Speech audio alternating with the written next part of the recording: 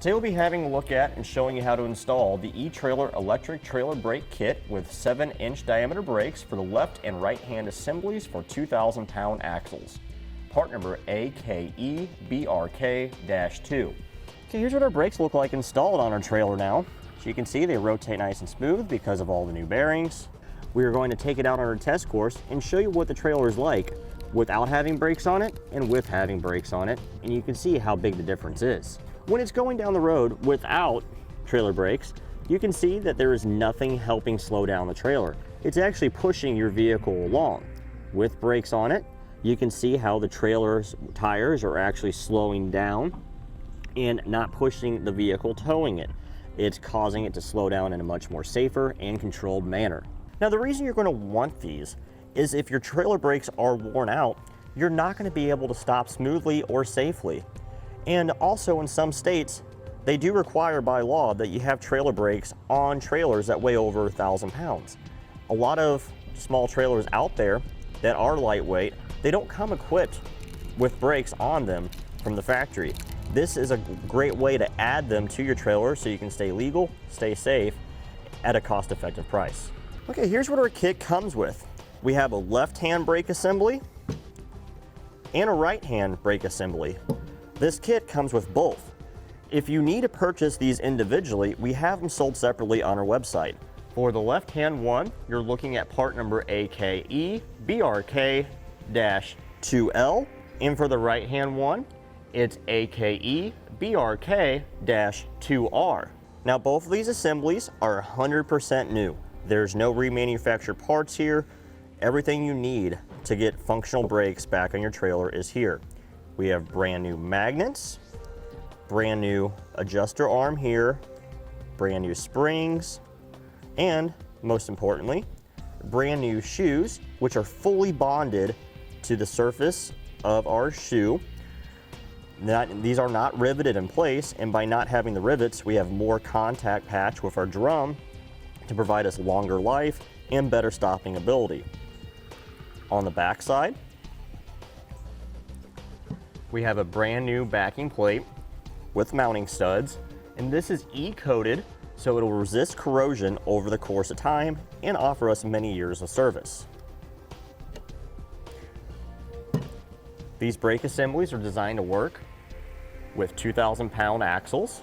Now for a few measurements here, going across the full diameter of our drum from here at the widest part over here to the other widest part, you're looking at 7 inches. So this is designed to work with 7-inch drums. Now we'll measure how wide our shoe surface is. So from one end of the shoe to the other, you're looking at 1.25 inches. Now these brake assemblies will require periodic manual adjustment as they start to wear down. And you do that with your adjuster right here. This has a fine tooth mechanism for precise settings, so you can dial it in very smoothly so you can get the adequate braking ability that you want and prefer. To access this, there's a rubber plug right here which pulls off. So once you have the cover pulled off, you can insert your flathead screwdriver or your brake spoon if you have one. If you go down like this over the teeth, this will pull the adjuster out, spreading your shoes further out. As they start to wear, you'll have better contact with the drum. If you find you adjusted it too much and you have too much drag, if you go back the other direction, it'll bring the shoes back closer together, taking pressure off your drum. Now, what's great about these assemblies is if your brake shoes are worn out on your trailer, you don't have to worry about taking apart any of this assembly just to replace the shoes. You'll have all new shoes, all new springs, everything.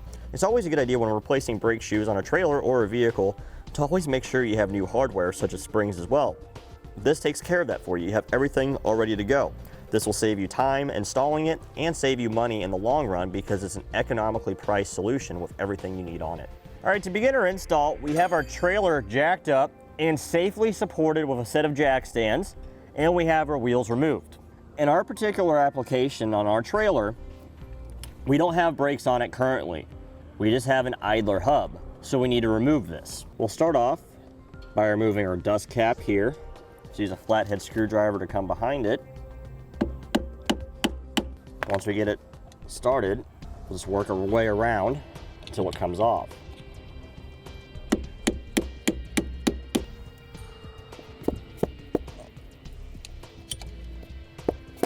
Now at this point, we're going to want some gloves and some paper towels. We're going to clean off all the grease around there with the towel so we can see what we're working with. We'll pry our keeper off with our flathead screwdriver. You can see how it's keyed, it won't go in one way. This keeps our hub nut from coming loose. Now we'll remove our nut that holds our hub in place.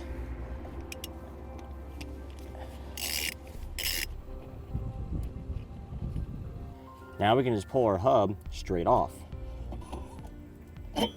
Now we'll take our towels and just wipe our spindle until it's clean. We can take our brake assembly and we'll slide it on to our spindle, and the studs on the backing plate will go through these corresponding holes on our axle flange. Now when we slide this on, since we're working on the passenger side, we'll make sure we have the right hand assembly. We want to make sure our magnet is on the bottom. Now, nuts and lock washers are not included with our brake assemblies. They are required in order to mount them.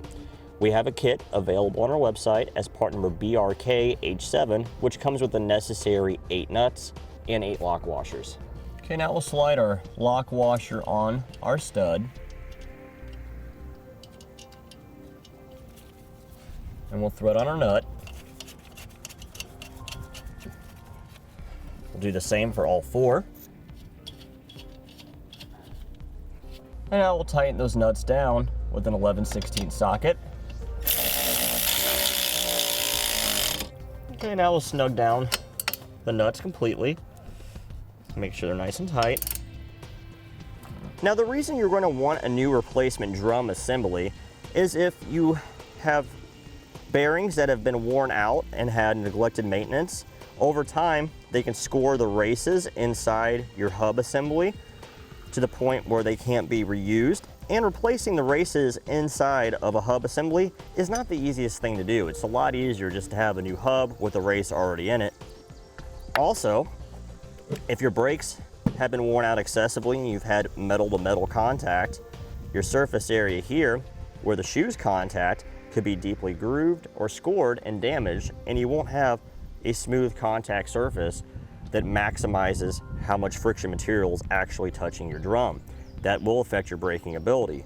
By having a new surface, you will have maximum contact pattern with your shoes, providing you smooth and safe stops with less noise. Okay, the first thing that we're going to want to do is get our new wheel bearings packed in grease. So I like to do, wear gloves, put it inside my grease container, and just work the grease in by spinning the bearing around in the grease. This will pack it full of grease inside and out. We have this grease available on our website if you need to purchase some. We even have marine grease available too if you're putting these brakes on a boat trailer or a trailer that sees excessive moisture. You can see how we have a grease ring all the way around our edges on both sides, so we know we have it adequately packed. Okay, with the grease on it, drop it down in. Now we'll pack the other bearing the same way. Now that we've placed our bearing in, we'll install our seal. You can use a seal driver to do this, which we have available on our website, or you can use a block of wood. We'll show you both ways. Block of wood, you just sit on top and you'll tap it in until it sits flush with the end of your hub, just like that. We'll show you on this one how to use the seal driver.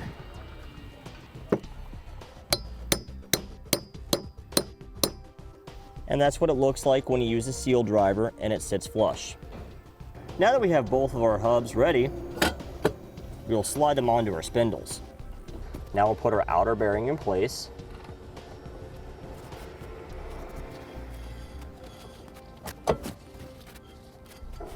Now we'll place on our shim. It's keyed, only goes one way.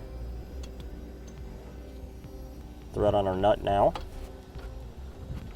Now what I like to do is spin the hub backwards as I tighten up the nut. Now we'll get our keeper in place.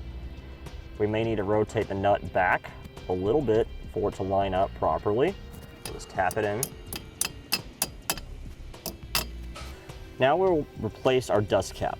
I'm going to reuse the existing one that came on our trailer because our trailer has an easy lube axle, and the dust cover has a cutout here which you can remove to insert a grease gun to lube your spindle. The replacement that comes with our hub is a solid piece. You have to remove the dust cover every time in order to lube your spindle. This one you don't have to do that. That's why we're reusing it. We'll take our cover, get it centered, and lightly tap it in.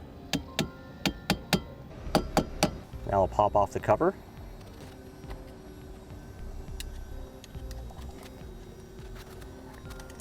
And we'll grease our spindle with a grease gun. Push the grease gun on in the fitting, and I'll pump the handle until we get an adequate amount of grease coming out.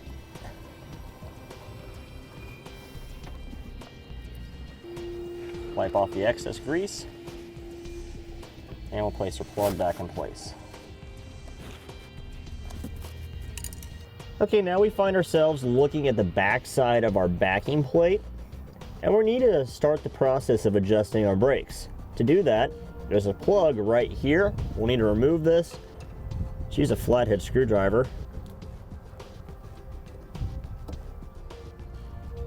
And you can pop it loose. Now, like we showed the adjuster earlier when we were showing you the assemblies, we showed how to adjust it. We'll adjust it the same manner by sticking our screwdriver in the backside and rotating our wheel up. We'll do this until we achieve a light drag on the brakes. So we'll spin the brakes by hand until we feel resistance. Okay, you can hear it starting to drag and it's slowing down faster. So we'll keep doing this until we reach the desired feel. All right, right about there, I can still rotate it by hand, but it stops almost instantly. That's the drag that we're looking for. We'll take our plug and reinstall it. And we'll repeat the same process for our driver's side and putting our hub assembly on and adjusting the brakes to the proper drag level. Now the wires that come off our electric brake assembly for the magnet, we're gonna strip off a little bit more insulation from both wires. Twist it together nicely. And we'll place on a heat shrink butt connector, which we have available on our website. And crimp the butt connector into place. Do the same for the other wire. Now, since this is for a magnet, it doesn't matter which wire's which when we attach our wires. One's ground, one's power. It doesn't matter which order. Okay, now we're going to connect our butt connectors to our duplex wire. What duplex means is there's actually two separate wires inside this jacketed cover. A white one and a black one. Both these wires are 10 gauge. We have this available on our website as part number 10-2-1. It is sold by the foot. So for however many feet you need, order a quantity of that much. So we'll take our wires here, utility knife, run down the middle, peel back the insulation here, and inside we find our two wires, black and white. We'll strip out the insulation from both wires. And again, it does not matter which wire goes to what wire. Now, in order to shrink these down, we use a heat gun that we have available on our website. The reason you want to use a heat gun is because it's a source of indirect heat and you don't run the risk of burning the butt connector like you do with a lighter.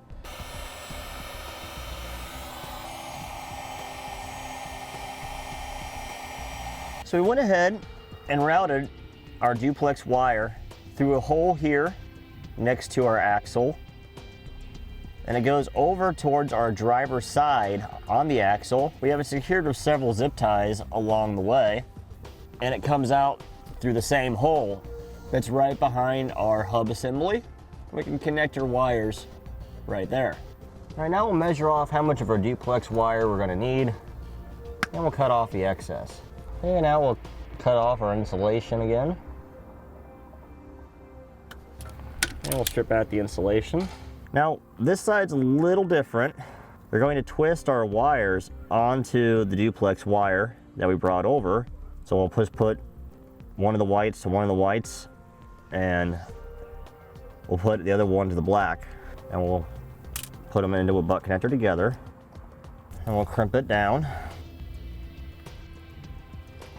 Now we'll twist the other one on the black, place on our butt connector, crimp it. Okay, we have nice secure crimps on both of our wires. Now we'll take the other end of our leftover duplex wire, take off the sheathing again, strip out the insulation.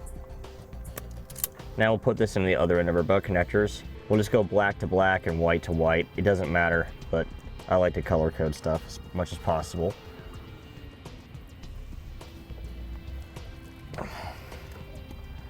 We'll pull back on our wires and make sure they're crimped in there nice and good, and they are.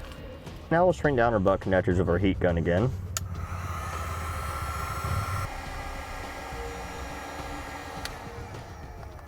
Okay, we routed our wire back through our hole and zip tied it to our axle here, where we stopped right below these electrical conduit lines. Now you can see where it hits our conduit above our axle, works its way forward, comes under our frame here, is zip tied up to this wiring bundle that goes into our junction box.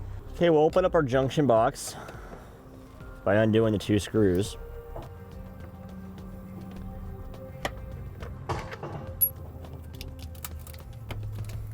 Now there's a grommet on the bottom that we can use. We'll pull that open. We'll poke a hole in it. Pass our duplex wires through that hole. Okay, now we'll measure off how much wire we're going to need to make our connections. This blue wire here, this is for our electric trailer brake output. This terminal all the way over here to the far right with all the white wires going to it, that's our ground. These are the 2 terminals that we're going to be using to make our connections. So I'll measure off just how much we're going to need, cut off the excess.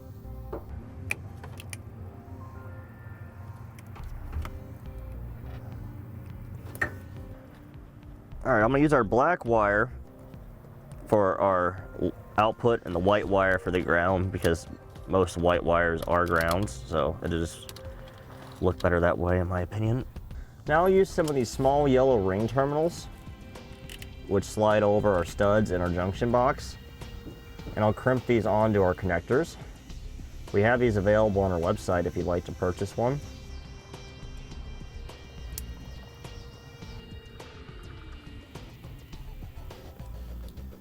We'll use our socket to remove the nut from the brake output terminal first. Okay, once we have the nut off the blue terminal, we'll slide over our black wire.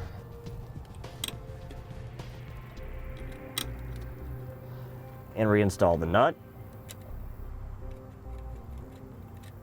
And we'll tighten it back down. Now we'll do the same for the white wire on the ground terminal.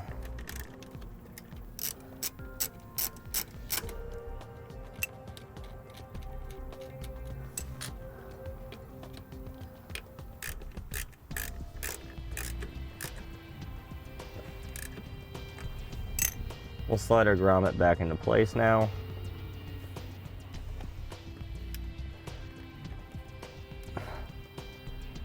Now, because many states require a breakaway system when trailer brakes are on a trailer, we're going to be installing one. We're using the Hopkins Engager system. This is a breakaway system that has your switch, a battery, which has a built-in charging feature. This is part number 20099 on our website. Here we are on the driver's side of our trailer next to our coupler. We need to find a place to mount our breakaway switch. Right here in this area will be fine. We'll drill a small pilot hole. We got it marked.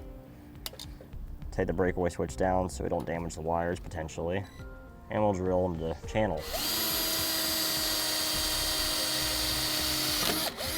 We use a self-tapping screw to go into that pilot hole.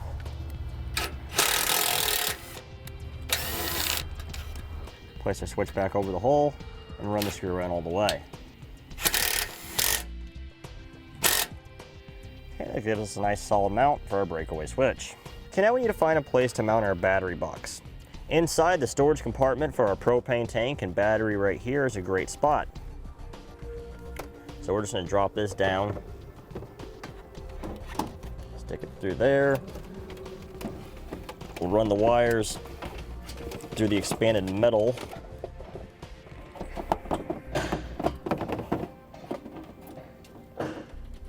Now we'll drop down a couple screws. And we'll go underneath and use some fender washers and nuts to hold it in place. Okay, now we'll get an extra set of hands, one to hold the screw in place at the top of a screwdriver while we tighten up the nut on the bottom with a socket and a ratchet. Okay, our white and black wire we routed over here to our 7-way connector wire, zip tied it and routed it over towards our junction box. Okay, we'll pass those wires in through the grommet as well. We'll cut off our excess wire. The white wires are ground. We'll go back to our white wire terminal over here. The black wire will go to our 12-volt power feed, which is this wire right here, the red wires. Place on a ring terminal. And we'll crimp that. We'll move the nut from the terminal for our ground.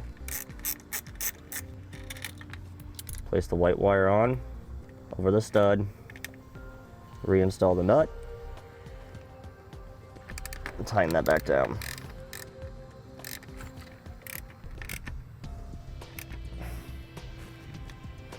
So our black wire will measure off how much we need to connect to this terminal here. This is our constant 12-volt source of power. Strip back our insulation, place on a ring terminal. Crimp that down, move that nut,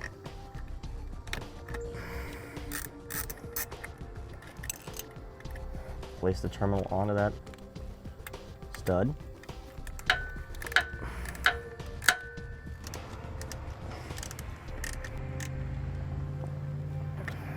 Now the black wire for our breakaway switch, we routed along the same path as our white and black wires we did from the breakaway battery along our 7-way cord, and we'll insert this through the grommet as well. We'll measure off how much we need to connect here to the blue wire side for our electric brake trailer output terminal in our junction box.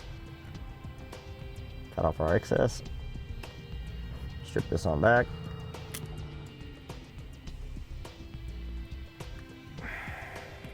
We'll remove that nut now. Place our ring terminal on with a stud. Reinstall the nut. Tighten it back down.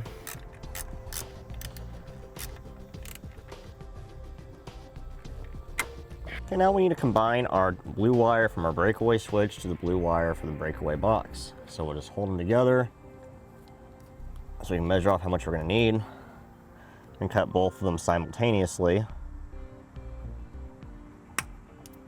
We'll strip back the insulation from both ends. And we'll use a blue heat shrink butt connector, which we have available on our website.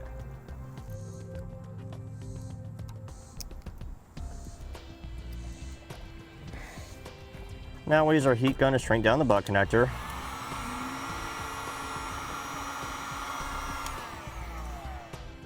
With that done, that completes all of our electrical connections for the breakaway system.